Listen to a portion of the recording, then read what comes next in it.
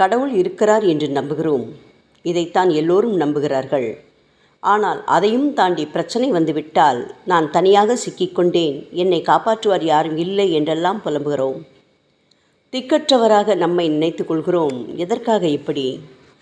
ஏனெனில் கடவுள் இருக்கிறார் என்று நம்புகின்ற நாம் அவருடைய இருப்பை தெரிந்து கொள்வதில்லை.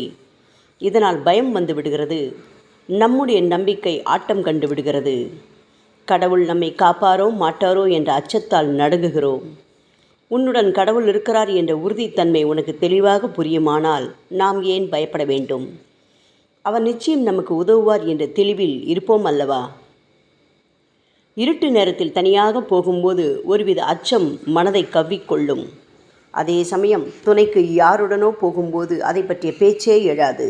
இதற்கு என்ன காரணம்?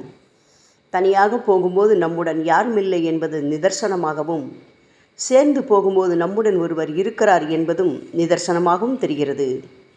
கண்களால் பார்த்து இருக்கிறார் இல்லை என்பதை மனதால் உணர்ந்து ஏற்பதைப் போலவே, கண்களுக்கு புலப்படாமல் உன்னுடைய உணர்வுகளுக்குள்ளும் உன்னை சுற்றிலும் சூழ்ந்து நடந்து வருகின்ற உனது கடவுளின் இருப்பை தெளிவாக தெரிந்து கொண்டால் எத்தகைய ஆபத்திலும் பயமின்றி போகலாம்.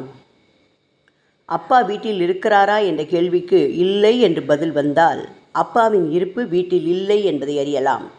இருக்கிறார் என பதில் வந்தால் இருப்பை இங்கே அறியலாம். அப்பா இருந்தால் எல்லாவற்றையும் பார்த்து கொள்வார் என்ற நிலை இருப்பதால் எந்த பிரச்சனை பற்றியும் நாம் கவலைப்படவும் மாட்டோம், அதில் கவனம் செலுத்தவும் மாட்டோம்.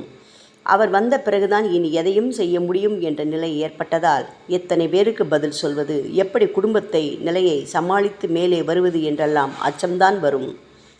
இப்படித்தான் கடவுள் இருப்பு நம்மிடம் இருக்கும்போது சகலமும் சாதமாக நடக்கும். கடவுள் இருப்பு குறைந்து விடும்போது கஷ்டங்கள் தொடர்கதையாகவே இருந்து கொண்டிருக்கும். அல்லது கடவுள் ஒருவர் நிச்சயம் இருக்கிறாரா என்ற சந்தேகம் வரும். ஓம் சாய்ராம்.